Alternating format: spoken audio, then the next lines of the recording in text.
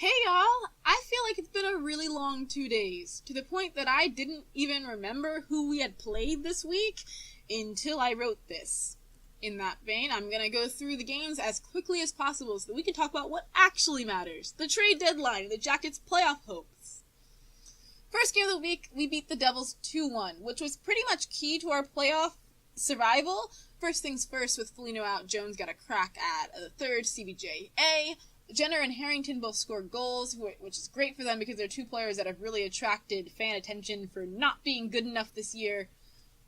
Honestly, this was really Bob's game, and sometimes when you're against a team like the Devils, it's just like that, and that is just fine. Between this game and the next, we claimed Washington Capitals' eternal 7th D, Taylor Chorney. He's about Scott Hartnell's level, which makes sense because he was literally in Scott Hartnell's situation with the Capitals. But he's here now, and I don't think he'll factor into play too much. He was supposed to play tonight, and then Cole came in, so he's not. But, who knows what will happen with the Jackets' D pairings. Also of note, Gerby, who was acquired in January, was called up, and Hannikainen went on IR. Next game of the week was a 1-2 loss to the Flyers, which was unfortunate because the Flyers are currently tied for the Penguins for second in the Metro. So, could have been great to win that. Panarin notched the only Blue Jackets goal, the 200th of his career, and the Jackets penalty kill was the death of the team, despite the fact that they had gone 5 games without giving up a single goal. Pierre-Luc Dubois had a couple really bad turnovers, which made some people, myself included, worry if rookie fatigue was finally setting in. But even if he was a little tired for the game against the Flyers, he was certainly back on his game. Next game, at a 3-1 win against Chicago, it was really back and forth. They scored, we scored, etc.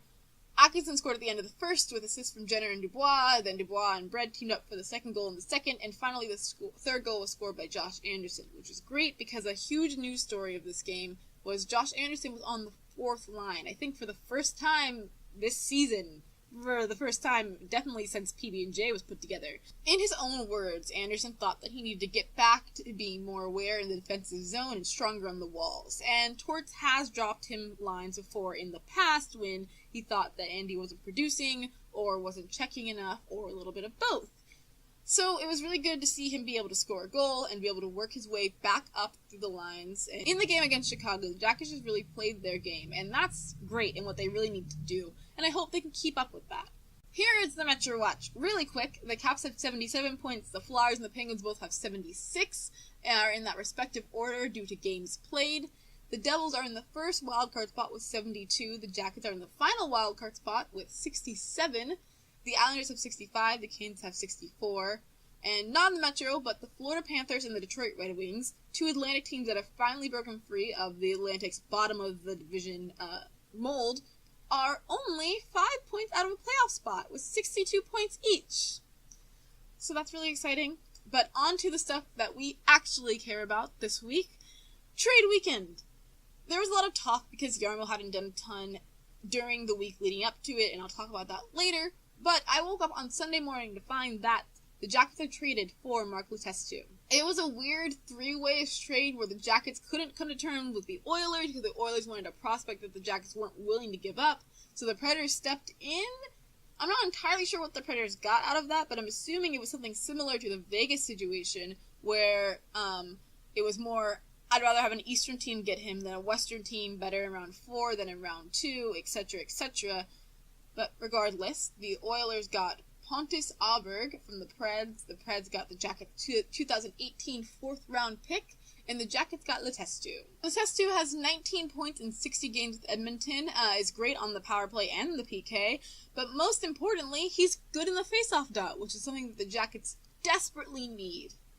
The next trade was this morning. The Jackets got Ian Cole from the Senators, who had just gotten him from the Penguins, for Nick Monterey, who I had never heard of until this trade. They also got a 2020 3rd-round pick. Cole has playoff experience, and I think that was the main draw. He's been 2-time Stanley Cup champion and whatever. He is really only second pairing quality. He's put up 13 points in 47 games with the Penguins. His main drawback is that he takes a lot of penalty minutes. having taken 52 already. That's about a minor penalty every other game. So really I think it was his playoff experience and how the Jackets seriously lack in that made them trade for him. Jarmo said in his post-deadline presser that Cole is a simple defenseman and built like Jack Johnson.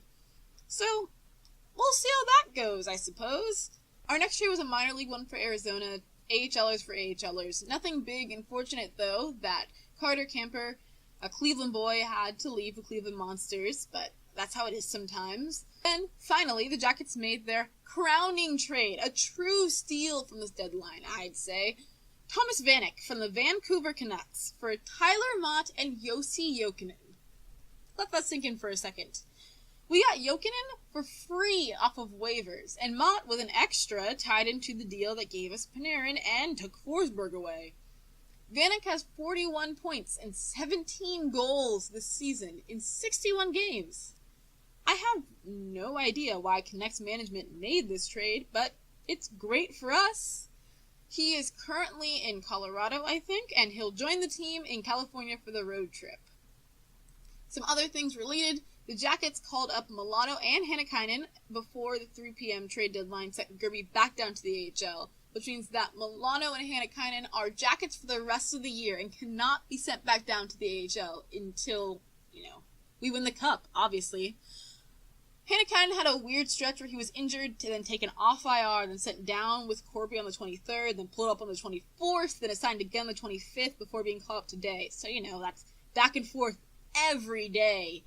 So, if he was really going to Cleveland, then he's got tons of miles in. But he only recorded one shot on goal with the Monsters in the game that he played, which isn't ideal, but there have been worse things.